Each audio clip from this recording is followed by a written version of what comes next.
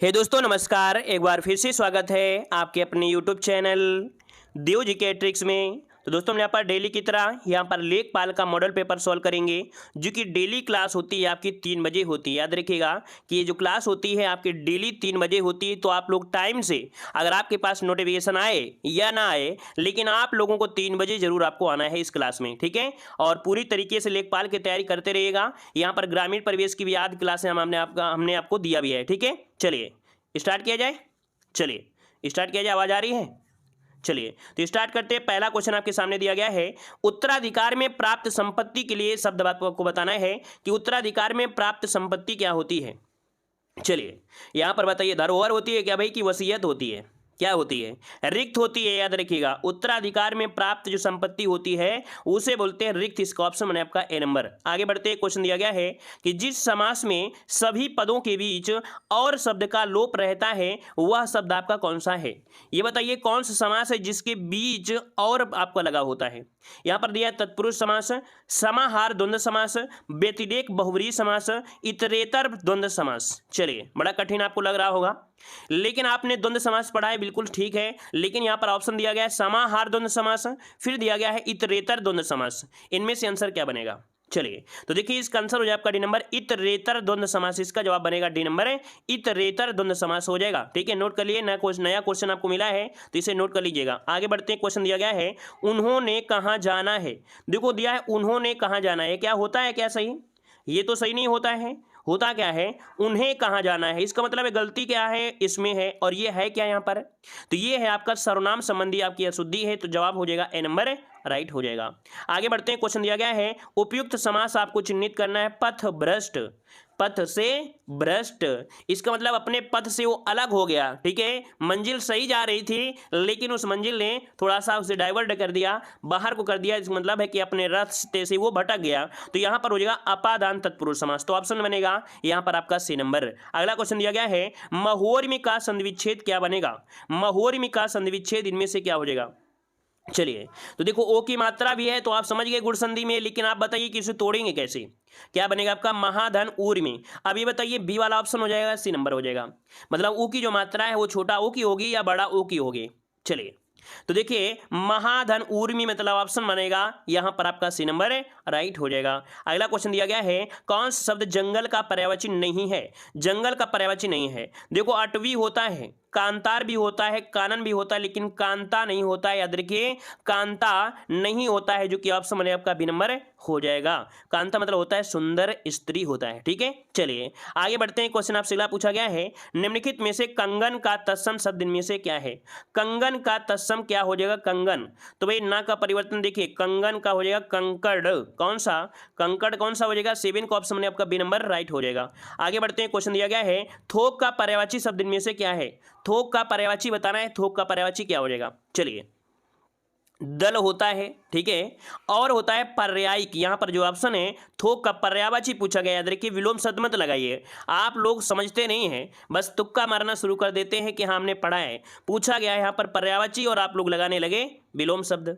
याद रखिएगा थोक का पर्यायवाची है आपका है पर्यायिक बनेगा। ऑप्शन बने आपका डी नंबर हो जाएगा। या तो हम लोग इसे बोल सकते थे, दल भी बोल सकते थे। आगे बढ़ते क्वेश्चन दिया गया है कि स्वर संधि में किसका मेल होता है। स्वर संधि में किसका मेल होता है? स्वरों का मेल होता है, व्यंजन का मेल होता है, शब्दों या मात्रा। तो भाई स्वर होते हैं, स्वर जब होंगे तो स्वरों का ही तो मेल होगा ना। क्या होगा यहाँ पर? आपका आंसर हो जाएगा स्वरों का मेल हो जाएगा। अगला क्वेश्चन दिया गया है दीर्घ का तत्सम शब्द क्या है। दीर्घ का तत्सम शब्द इनमें से क्या हो जाएगा? चलिए दीर्घ का तत्सम जवाब दीजिए, फटाफट जवाब दीजिए भाई। चलिए देखिए आपका जवाब हो जाएगा आपका डी नंबर दृष्टि हो जाएगा। क्या दीर्घ का होता है? डी नंबर दृष्टि हो जाएगा। आगे बढ़ते क्वेश्चन दिया गया है अनेक शब्दों के लिए एक शब्द आपको बताना है, इनमें से कौन सा विकल्प आपका गलत दिया गया है। चलिए जंगल की आग। देखो जंगल में रहते हैं लोग, दानव लोग, तो इसका मतलब हो गया मतलब दावानल सही दिया गया है। अगला है आगे की सोचने वाला अग्रगामी दिया गया है, तो ये क्या सही है? क्या आगे की जो सोचने वाला उसे क्या कहते हैं? चलिए आगे की सोचने वाले को क्या कहते हैं?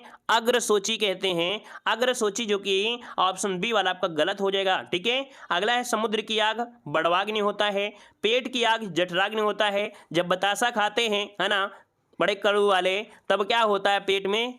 दिक्कत होती है तो पेट की आग को बोलते हैं जठराग्नि। है क्या? आगे बढ़ते क्वेश्चन दिया गया है, यहाँ पर दिया गया है गद्यांश, और गद्यांश को क्या करना है यहाँ पर स्किप कर देंगे। लोभ के बारे में दिया है, पढ़िए और पढ़ने के बाद आसानी से इसके जवाब दे सकते हैं। अगला क्वेश्चन आपसे दिया गया है, अमृत का विलोम शब्द में से क्या होगा? चलिए फटाफट जवाब दीजिए भाई, और स्पीड में जवाब दीजिएगा कि अमृत का विलोम शब्द में से क्या होता है 14 नंबर में। तो देखिए अमृत का विलोम यहाँ पर विष हो जाएगा, ऑप्शन में आपका डी नंबर हो जाएगा। ठीक है ना? चलिए अगला क्वेश्चन है, भौतिक का विलोम शब्द क्या है? बहुत ऐसे स्टूडेंट होते हैं जो बिना ऑप्शन के ही जवाब सही दे देते हैं। ठीक है, ऐसी तैयारी करना चाहिए कि चाहे हम ऑप्शन दे या ना दे, लेकिन आपको आंसर रटा होना चाहिए। फटाफट जवाब दीजिएगा। चलिए भौतिक का धार्मिक मत लगाइए भाई, यहाँ पर लगाना है बी नंबर, आध्यात्मिक लगाना है। ठीक है, ऑप्शन बने आपका बी नंबर।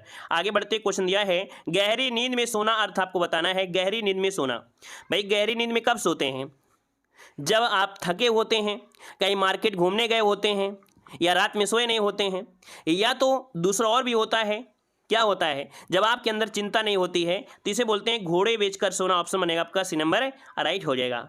आगे बढ़ते हैं, क्वेश्चन दिया गया है, कह रहे चैन की बंसी बजाना का अर्थ इनमें से क्या हो जाएगा? चैन की बंसी बजाना का अर्थ इनमें से क्या हो जाएगा? अब देखो यहाँ पर क्या होता है, जब आपके पेपर हो गए तो आप क्या करते हैं, बड़े फ्री हो जाते हैं, है ना। जैसे गर्मियों की छुट्टी होती है, तो गर्मियों की छुट्टी होती है तो आप नानी के गाँव भाग जाते हैं टपका खाने, है ना। मतलब क्या होता है, मौज करते रहते हैं। तो यहाँ पर देखिए 17 का ऑप्शन यहाँ पर बी हो जाएगा, ऑप्शन के अनुसार लगाना है, याद रखिएगा। आगे बढ़ते हैं, भविष्यत काल में बदलिए। यहाँ पर एक वाक्य दिया है, बच्ची रो रही थी, इसको बदलना है क्या? भविष्यत काल में बदलना है। तो 18 का ऑप्शन क्या बनेगा? चलिए 18 का ऑप्शन बनेगा बच्ची रो रही होगी। होगी शब्द जो लगा है ये भविष्य काल को इंगित कर रहा है, तो ऑप्शन डी हो जाएगा। अगला क्वेश्चन दिया गया है, शुद्ध वाक्य का चयन करिएगा। इनमें से बताइए कि उसका शिमला जाना है, उसे शिमला जाना है, उसे शिमला जाना है। चलिए कौन सा बनेगा? डी वाला। देखिए डी नंबर आप लोग लगाइए भाई, यहाँ पर डी हो जाएगा, उसे शिमला जाना है। अगला क्वेश्चन आपसे यहाँ पर दिया गया है, कह रहा आपसे उसे मृत्यु दंड की सजा मिली। प्रयुक्त वाक्य को अशुद्धि स्पष्ट करना है। यहाँ पर क्या अशुद्धि है? उसे मृत्यु दंड की सजा मिली। देखो यहाँ पर क्या है ना कि दंड तो है और साथ में सजा है, क्या होना चाहिए? नहीं होना चाहिए। सजा और दंड एक के पर्यायवाची हैं। तो ऑप्शन क्या दिया है कि संस्कृत के शब्दों का प्रयोग हुआ है। चलिए विदेशी शब्द सजा का प्रयोग हुआ है, दंड और सजा समानार्थी शब्दों का प्रयोग हुआ है। जी हाँ, यहाँ पर ऑप्शन जो आपका सी नंबर है कि दंड और सजा समानार्थी शब्दों का प्रयोग हुआ है, ये इसमें अशुद्धि आपकी हो जाएगी। अगला क्वेश्चन दिया गया है, पुल्लिंग परिवर्तन का सही विकल्प आपको चुनना है। सामग्री का सम्राट है, ठकुराइन का ठकुर दिया है, कवित्री का कविनी दिया है, रानी का राज दिया है। तो देखो यहाँ पर दिया पुल्लिंग का परिवर्तन क्या है, तो सामग्री का सम्राट, मतलब यहाँ पर जो आंसर है वो आपका ये हो जाएगा, पुल्लिंग परिवर्तन हो गया ना। यहाँ पर देखिए आपका सामग्री का सम्राट, यहाँ पर आंसर आपका हो जाएगा ए नंबर। आगे बढ़ते क्वेश्चन दिया है, वधु का बहुवचन शब्द क्या है? वधु का बहुवचन, वधु का बहुवचन क्या होता है? यहाँ पर देखिए वधुएं होता है। कौन? वधुएं। बताइए यहाँ पर, बताइए ए नंबर बनेगा या सी नंबर बनेगा? चलिए धा में मात्रा बताइए, छोटा ऊ की लगे बड़ा ऊ की? तो देखिए यहाँ पर जो आंसर है 22 में ऑप्शन सी हो जाएगा वधुएं, मतलब धा में जो मात्रा है वो आपका छोटा ऊ के लगेगी। ठीक है, आगे बढ़ते क्वेश्चन आपसे अगला पूछा गया है, बहुत लोगों को नींद आती रहती है क्लास में, क्यों भाई? रात भर सोते नहीं हो गया? अच्छा पढ़ाई करते हो। चलिए माता पिता अपने बच्चों के लिए कड़ी मेहनत करते हैं, यहाँ पर शब्द आपको बताना है। तो देखो के लिए शब्द आपका दिया गया है, ये बताओ है क्या? के लिए शब्द आपके क्या है? विभक्ति। विभक्ति को क्या बोलेंगे? परसर्ग बोलते हैं, याद रखिएगा। यहाँ पर आंसर आपको बी लगाना है, परसर्ग हो जाएगा। अगला क्वेश्चन दिया गया है, अंक का अनेकार्थी शब्द क्या है? अंक देखो आपको मिलते भी हैं, अंक मतलब गोद भी होता है, अंक मतलब संख्या भी होता है, अंक मतलब नाटक का एक अंग भी होता है, अध्याय भी होता है, संख्या भी होती है। मतलब यहाँ पर देखिए आपका जवाब कौन सा बनेगा? डी नंबर राइट हो जाएगा। अगला क्वेश्चन दिया गया है, किस शब्द की वर्तनी शुद्ध दी गई है? यहाँ पर पृष्ठ, पृष्ठ नहीं होता पृष्ठ होता है, मतलब पहला ऑप्शन तो आपको भाई गलत दिया गया है। पर्याप्त में देखो पा में देखो प्रा है, तो प्रा नहीं होना चाहिए क्योंकि पा में पा सिर्फ नॉर्मल होता है। प्रदर्शनी में देखो यहाँ पर सा जो दिया गया है, सा में मात्रा नहीं होनी चाहिए थी, है ना। ये जो छोटी ये है वो नहीं होना चाहिए, प्रदर्शनी होता है तो ये मात्रा नहीं होनी चाहिए। मतलब आपका व्रज भाषा जो आंसर है वो आपका राइट हो जाएगा, व्रज भाषा हो जाएगा। नेक्स्ट क्वेश्चन आपसे अगला पूछा गया है, योग के जो आविष्कारक है वो किसे कहा जाता है? चलिए 51 नंबर में। चलिए यहाँ पर देखिए पतंजलि, ऑप्शन बनेगा आपका सी नंबर। अब ये बाबा रामदेव वाले पतंजलि मत लगा दीजिएगा, है ना। ये है आपके शुंगकालीन थे, शुंगकालीन थे, एक विद्वान, एक दार्शनिक, जिन्होंने योग पर पतंजलि योग नामक एक पुस्तक भी लिखी थी। तो योग का सूत्र जो वाक्य था वो था योगस्य चित्तवृत्ति निरोधा। तो इसमें ऑप्शन बनेगा, यहाँ पर आंसर हो जाएगा आपका सी नंबर हो जाएगा। आगे बढ़ते हैं, क्वेश्चन दिया है मीनाक्षी मंदिर कहाँ अवस्थित है, मीनाक्षी मंदिर कहाँ अवस्थित है, इसको ऑप्शन को लॉक करिएगा। चलिए, मीनाक्षी मंदिर ऑप्शन आ रहा है सी नंबर मदुरै, है ना। कहां पर बनेगा, यहां पर बनेगा ऑप्शन सी मदुरै हो जाएगा, मदुरै जो कि आपके कहां पड़ता है, आपके तमिलनाडु में पड़ता है, तमिलनाडु में मदुरै पड़ता है। आगे बढ़ते हैं, क्वेश्चन दिया है श्रीमद् भगवत गीता मौलिक रूप से किस भाषा में लिखी गई थी। मतलब जो भगवत गीता है ना, मतलब श्रीमद् भगवत गीता मौलिक रूप में जो लिखी गई थी किस भाषा में लिखी गई थी, यहां पर आपको बताना है। आपका 53 नंबर का राइट आंसर देखिए ऑप्शन हो जाएगा ए नंबर, संस्कृत भाषा में। क्या, तो आपकी लिखी गई थी संस्कृत भाषा में, आपकी लिखी गई थी, याद रखिएगा, भीष्म पर्व से संग्रहित की गई थी। किससे, भीष्म पर्व से संग्रहित की गई थी। इसमें कुल 18 अध्याय हैं, कितना, कुल 18 अध्याय है और संस्कृत भाषा में लिखी गई है, याद रखिएगा। हाँ, विश्व में अनेक आपके भाषाओं में इसका अनुवाद हो चुका है। इसका जो अनुवाद है वो विश्व में बहुत ऐसी भाषाओं में इसका अनुवाद किया जा चुका है। अगला क्वेश्चन दिया है 1906 में मुस्लिम लीग की स्थापना हुई थी। मुस्लिम लीग की जो स्थापना हुई थी कहाँ हुई थी, तो जिसका आंसर आ रहा है डी नंबर ढाका, तो राइट आंसर हो जाएगा ढाका, इसका आंसर हो जाएगा। ठीक है ना। सलीमुल्लाह का नाम सुना होगा, सलीमुल्लाह के नेतृत्व में 30 दिसंबर 1906 को ढाके में आयोजित की गई थी। आगे बढ़ते हैं, क्वेश्चन दिया है भारत के प्रथम और अंतिम भारतीय गवर्नर जनरल कौन थे। सभी लोग साथी जवाब देंगे भाई, जितने लोग जुड़े हैं सभी लोग प्रयास करिए कि जवाब देने का, ठीक है, जवाब देने का सभी लोग प्रयास करेंगे। चलिए यहाँ पर बताइए भारत के प्रथम और अंतिम भारतीय गवर्नर जनरल इनमें से कौन बनेंगे, तो यहाँ पर हो जाएगा सी राजगोपालाचारी, क्योंकि यहाँ पर आपसे बोल दिया है भारतीय, और जब भारतीय दे दिया है तो आंसर क्या देना है, ए नंबर आपको देना है। यहाँ पर ए नंबर, सॉरी माफ करिएगा, सी नंबर देना है, सी राजगोपाली, सी नंबर हो जाएगा, सी नंबर।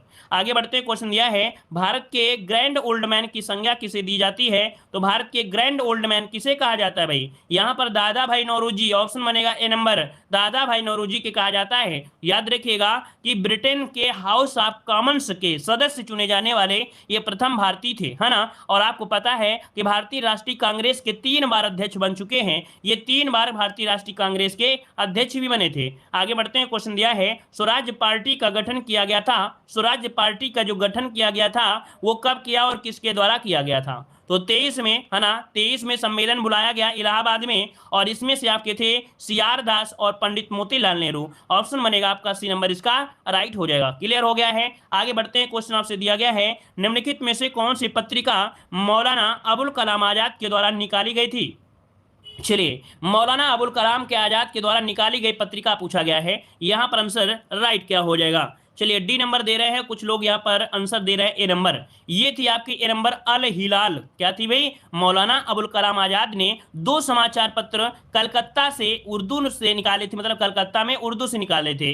पहला था इनका, पहला अल हिलाल था और दूसरा था अल बिलाल। ठीक है, पहला ये इनका पहला था अल हिलाल और दूसरा था अल बिलाल। ठीक है, अल और डैश करके बिलाल, ये इनका दूसरा था, जो कि दोनों ही कैसे थे, संस्कृत में ही थे। याद रखिए। आगे बढ़ते हैं, वन अनुसंधान कहां पर है, तो वन होते हरा भरा, तो वन हो जाएगा देहरादून, ऑप्शन हो जाएगा सी नंबर, राइट हो जाएगा। अगर आपसे पूछे कि वन अनुसंधान संस्थान की स्थापना जो की गई वो कब की गई थी, तो आपके 1914 में की गई थी। कब, आपकी 1914 में की गई थी, याद रखिएगा। ठीक है ना। और आगे बढ़ते हैं, क्वेश्चन दिया गया है भारत के किस राज्य को सिलिकॉन स्टेट के नाम से भी जाना जाता है, यहां पर बताइए सिलिकॉन स्टेट के नाम से जाना जाता है 60 नंबर में।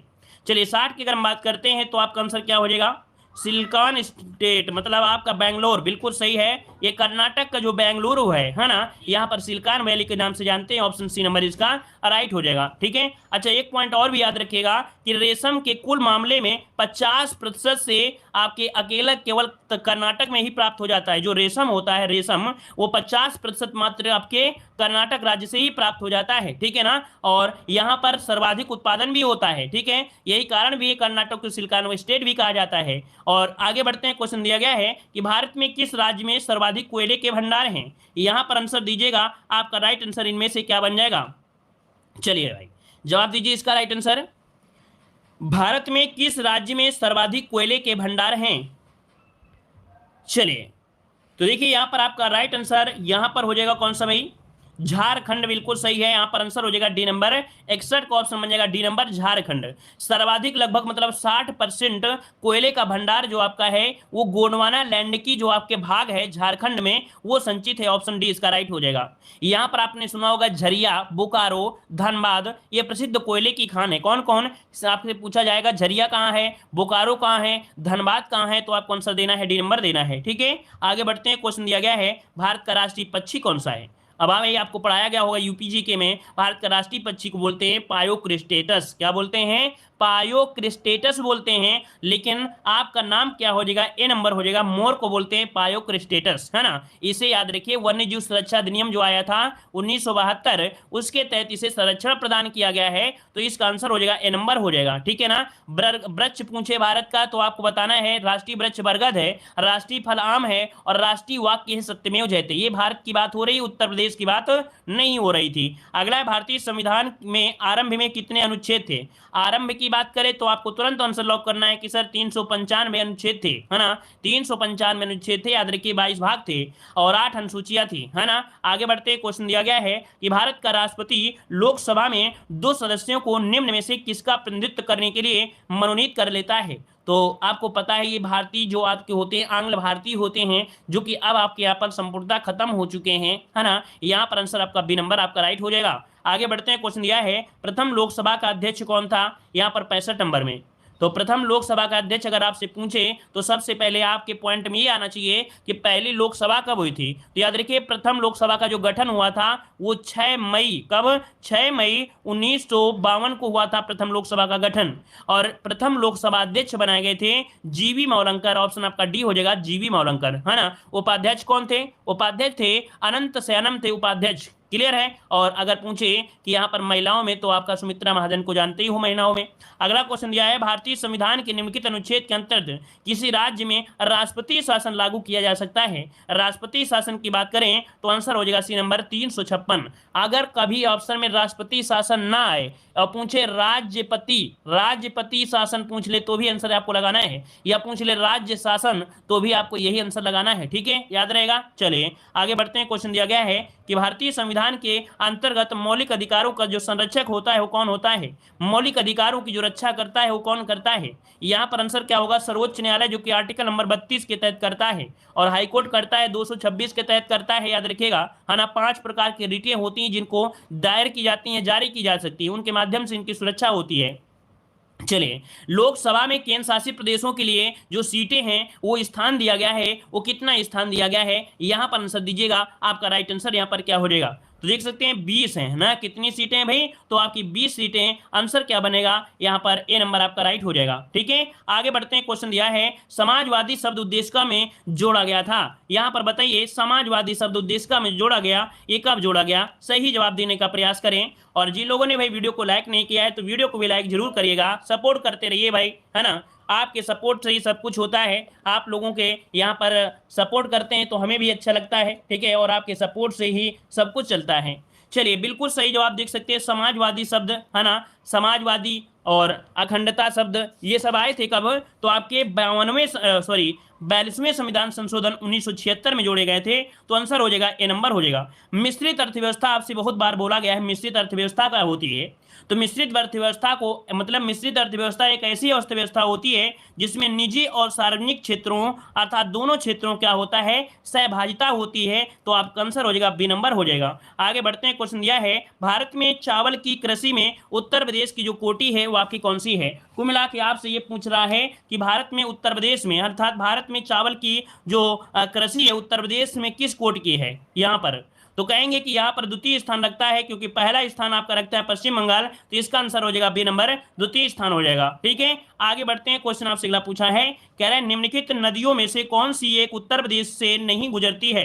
भाई उत्तर प्रदेश से आपकी गुजरती है गंगा नदी, क्या गंगा नदी, यमुना नदी और रामगंगा, लेकिन आपकी झेलम नदी क्या गुजरती है, क्या नहीं गुजरती है। आंसर क्या हो जाएगा, डी नंबर आपका राइट हो जाएगा। आगे बढ़ते हैं। क्वेश्चन आपसे अगला पूछा गया है, यहाँ पर देखिए कितना अच्छा क्वेश्चन दिया गया है। कह रहा आपसे उत्तर प्रदेश में स्कूल ऑफ पेपर टेक्नोलॉजी अवस्थित है। चलिए बताइए साथियों, उत्तर प्रदेश में स्कूल ऑफ पेपर टेक्नोलॉजी अवस्थित है, ये कहाँ पर है, तो आपके सहारनपुर में। अब आपको याद करना है, जैसे पेपर होता है, अगर पेपर को अगर अच्छे से पकड़ कर अर्थात संभाल कर है ना नहीं रखेंगे तो उड़ जाएगा, अर्थात सहारा देना पड़ेगा पेपर को, नहीं तो उड़ जाएगा। तो ऐसे भी आप लोग नोट कर सकते हैं। ठीक है, आगे बढ़ते हैं। क्वेश्चन आपसे अगला पूछा गया है, कह रहा आपसे उत्तर प्रदेश में सर्वाधिक क्षेत्रफल वाली आम की जो प्रजाति है कौन सी है।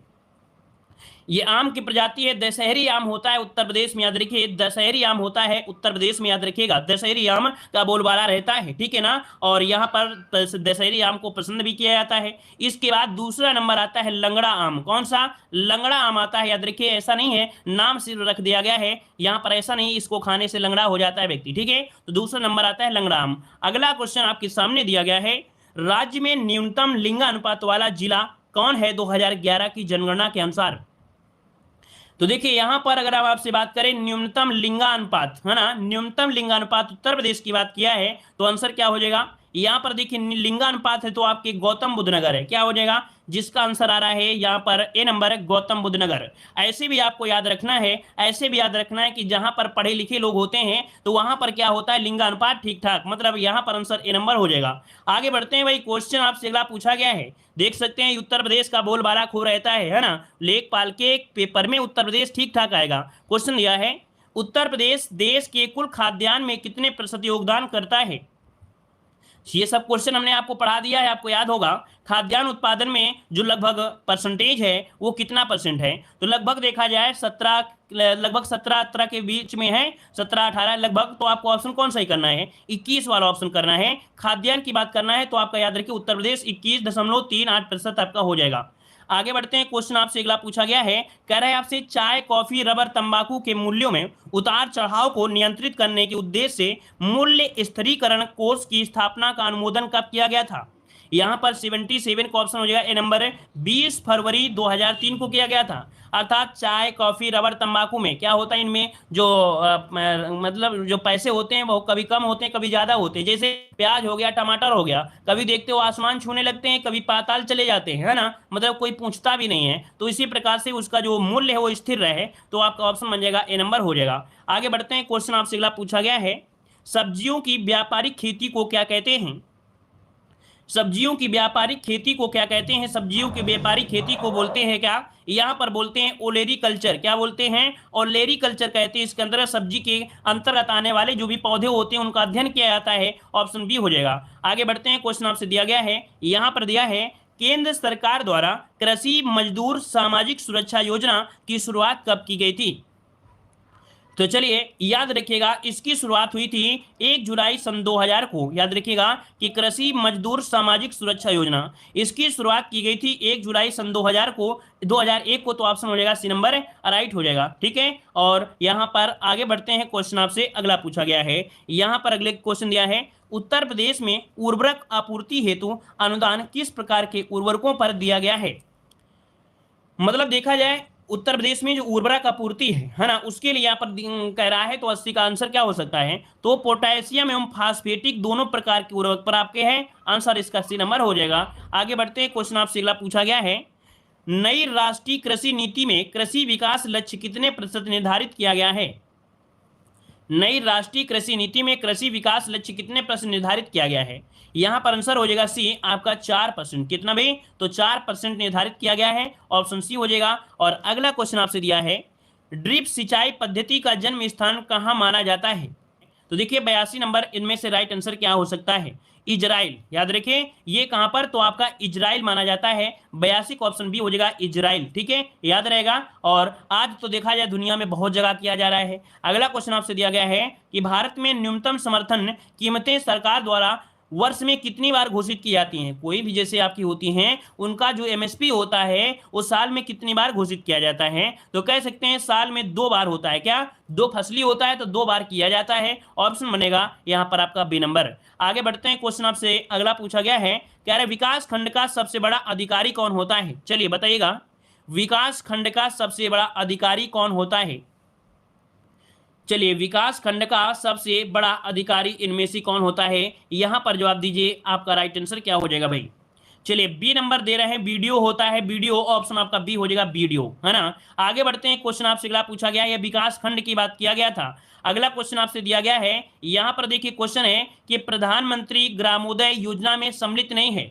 यहां पर बताइएगा कि प्रधानमंत्री ग्रामोदय योजना में सम्मिलित नहीं है, तो यहां पर आंसर आपका राइट क्या हो जाएगा। यहाँ पर देखिए 85 नंबर में, तो भाई देखिए यहाँ पर बेसिक शिक्षा भी है, पोषाहार है, पेयजल भी है, स्वास्थ्य भी है, सड़कें और आवास, लेकिन लघु उद्योग इसमें से आपका नहीं है, लघु उद्योग इसमें से नहीं है, याद रखिएगा, ठीक है ना, क्लियर है। चलिए आगे बढ़ते हैं, क्वेश्चन आपसे अगला पूछा गया है, यहाँ पर दिया राष्ट्रीय विकास परिषद योजना प्रक्रिया से जुड़े एक निदान हेतु केंद्र की स्थापना की गई सरकार द्वारा कब की गई थी। राष्ट्रीय विकास परिषद योजना प्रक्रिया से जुड़े एक निकाय हेतु की गई स्थापना केंद्र सरकार द्वारा कब की गई थी। यहां पर आंसर क्या हो जाएगा, तो 1952 में। देखो कितनी बार हमने आपको बताया है कि राष्ट्रीय विकास परिषद जैसे भी आता है तो आंसर आपको लगाना है 1952 लगाना है, याद रखिएगा, ठीक है। आगे बढ़ते हैं, क्वेश्चन आपसे दिया है कि ग्रामीण क्षेत्रों में पशुओं में खुरपका मुंहपका रोग फैलता है, तो ये जो खुरपका मुंहपका जो रोग होता है ये कैसे होता है, किसके द्वारा होता है। तो देखिए आपका राइट आंसर यहाँ पर 87 नंबर में, 87 नंबर में कुछ लोगों ने जवाब दिया भी है। तो देखो खुर तथा मुंह में छाले घावों का होना, पशु का खाना पीना चलना आदि का कठिन होना, पशु का निरंतर दुर्बल होते जाना, अर्थात ये सभी लक्षण होते हैं जो आपके खुरपका मुंहपका जैसे आपके रोग के कारण हो जाते हैं। तो ऑप्शन क्या हो जाएगा, यहाँ हो जाएगा आपका डी नंबर आपका राइट हो जाएगा, ठीक है ना, क्लियर हो गया इतना पॉइंट। आगे बढ़ते हैं, क्वेश्चन दिया गया है उत्तर प्रदेश सरकार ने राज्य में नई राष्ट्रीय कृषि योजना किस वर्ष से लागू किया है। उत्तर प्रदेश में नई कृषि योजना आपसे पूछा गया है, तो इसका राइट आंसर क्या हो जाएगा। तो देखिए आपका 88 नंबर में, और 88 का ऑप्शन हो जाएगा ए नंबर है 1999 और सन 2000, अर्थात ए नंबर इसका राइट हो जाएगा। आगे बढ़ते हैं, क्वेश्चन आपसे दिया गया है, कह रहा है आपसे अगला क्वेश्चन, चलिए अगला क्वेश्चन दिया गया है, व्यापक फसल बीमा योजना के स्थान पर राष्ट्रीय कृषि बीमा योजना लागू की गई, अर्थात यहां पर व्यापक फसल बीमा योजना के स्थान पर राष्ट्रीय कृषि बीमा योजना लागू की गई, ये कब लागू की गई थी। इसका राइट आंसर हो जाएगा डी, सन 2000 में। कब, सन 2000 में, इसका ऑप्शन आपका डी नंबर हो जाएगा सन 2000। अगला क्वेश्चन आपसे यहां पर पूछा गया है, एफसीआई के खाद्यान्नों की आर्थिक लागत और निर्गमन मूल्यों के बीच अंतर की प्रतिपूर्ति सरकार द्वारा कैसे की जाती है। तो चलिए यहाँ पर 90 नंबर का जवाब देना है, तो ये होता है खाद्य अनुदान द्वारा। किसके द्वारा, खाद्य अनुदान, जिसका ऑप्शन है बी नंबर। तो याद रखिए खाद्य अनुदान द्वारा कि आपके आर्थिक लागत और निर्गमन मूल्य के बीच अंतर की प्रतिपूर्ति सरकार करती है, खाद्य अनुदान द्वारा, ऑप्शन बनेगा बी नंबर। आगे बढ़ते हैं, क्वेश्चन आपसे अगला पूछा गया है, देखिए अगला क्वेश्चन आपके सामने दिया है, आपको जवाब देना है। यहां पर आंसर आपका राइट क्या हो जाएगा, मीट्रिक जरीब में कड़ियों की संख्या कितनी होती है। चलिए जवाब दीजिए, मीट्रिक जरीब में कड़ियों की जो संख्या होती है वो कितनी होती है। यहां पर कड़ियों की बात की गई है, हमने आपको पढ़ाया था 100 कड़ियां होती हैं, कितने, 100 कड़ियां होती हैं भाई, 150 मत लगाइए मेरे दोस्त, यहां पर लगाना है, मात्र लगाना है 100 कड़ियां होती हैं। जो चीज हमने पढ़ा दिया है तो उसको आप लोग गलती मत करिएगा, है ना। और अगर पूछे कि एक मानक जरीब होती है वो 66 फीट की होती है ना, तो आपको यहाँ पर आंसर हो जाएगा ए नंबर। कड़ियां पूछे तो कड़ियां लगाना है यहाँ पर आपको 100, ठीक है ना, क्लियर हो गया। आगे बढ़ते हैं, क्वेश्चन दिया गया है, अमरूद उत्पादन के लिए निम्नलिखित में से कौन सा जोड़ा प्रसिद्ध है। अमरूद उत्पादन जो होता है वो भाई आपको पता है इलाहाबाद में खूब होता है और आपके आगरा में हो जाएगा, तो इसका आंसर बन जाएगा ए नंबर। आपका आगरा इलाहाबाद जो जोड़ा है ये आपका प्रसिद्ध आपका जोड़ा हो जाएगा। आगे बढ़ते हैं, क्वेश्चन आपसे अगला पूछा गया है, यहां पर दिया है, निम्नलिखित में से किस स्थान का दशहरी आम विश्व प्रसिद्ध है। ये दशहरी आम है कहाँ का, तो आपके मलिहाबाद जो कि लखनऊ का है, मलिहाबाद जो कि आपके लखनऊ जो आपके एरिया में पड़ता है, तो ऑप्शन बनेगा यहाँ पर डी नंबर। अगला क्वेश्चन आपके सामने दिया गया है, भारत सरकार द्वारा राष्ट्रीय किसान आयोग का गठन कब किया गया था। चलिए भारत सरकार द्वारा राष्ट्रीय किसान आयोग का गठन कब किया गया, 94 में, आपका आंसर हो जाएगा नवंबर 2004, नवंबर 2004 में किया गया, तो राइट आंसर बनेगा यहां पर आपका डी नंबर राइट हो जाएगा, क्लियर है। आगे बढ़ते हैं, क्वेश्चन आपसे अगला पूछा गया है, यहां पर देखिए अगला क्वेश्चन कह रहा है आपसे कि इंदिरा आवास योजना गांवों में रहने वाले गरीबों को आवास संबंधी आवश्यकताओं की पूर्ति के लिए जवाहर रोजगार योजना से अलग कर एक स्वतंत्र योजना के रूप में लागू की गई है। यहाँ पर 95 का आंसर यहाँ पर हो जाएगा आपका ए नंबर 1 जनवरी 1996। 1 जनवरी 1996। तो पूरा पढ़ लीजिए कि इंदिरा आवास योजना गांव में रहने वाले गरीबों को आवास संबंधी आवश्यकताओं की पूर्ति के लिए जवाहर रोजगार योजना से अलग करके एक स्वतंत्र योजना के रूप में लागू की गई थी। कब? तो 1 जनवरी 1996 से। आगे बढ़ते हैं, क्वेश्चन आपसे अगला पूछा गया है। यहाँ पर देखो दिया है, निम्नलिखित में से कौन सा कथन स्वजलधारा योजना के लिए सत्य है? ये क्वेश्चन हमने पढ़ाया है, आपको पता है, याद आया होगा। स्वजलधारा योजना हमने पढ़ाया है। तो देखिए यहां पर दिया गया है जो सत्य है यह राज्य सरकार के स्वामित्व में है। ये जो आपके है वो राज्य सरकार के स्वामित्व में है। तो आंसर आपका बनेगा यहां पर ए नंबर ही आपका राइट हो जाएगा। आगे बढ़ते हैं, क्वेश्चन आपसे अगला पूछा गया है, उत्तर प्रदेश सहकारी ग्राम विकास बैंक की स्थापना कब की गई थी? उत्तर प्रदेश सरकारी ग्राम विकास बैंक की स्थापना कब की गई? यहां पर देखिए 97 का आंसर क्या हो जाएगा? तो 97 का आंसर यहां पर बनेगा सी नंबर 1959। क्या बनेगा? 1959 बनेगा। 97 का ऑप्शन बन जाएगा सी नंबर राइट होगा।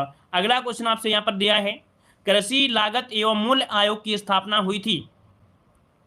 कृषि लागत एवं मूल्य आयोग की जो स्थापना हुई थी ये कब हुई थी? तो यहां पर क्या हो जाएगा भाई? तो आपके 1965 में की गई थी। याद रखिए 1965 में की गई थी, याद रखिएगा। और पहले इसका नाम कृषि कीमत आयोग था। क्या था?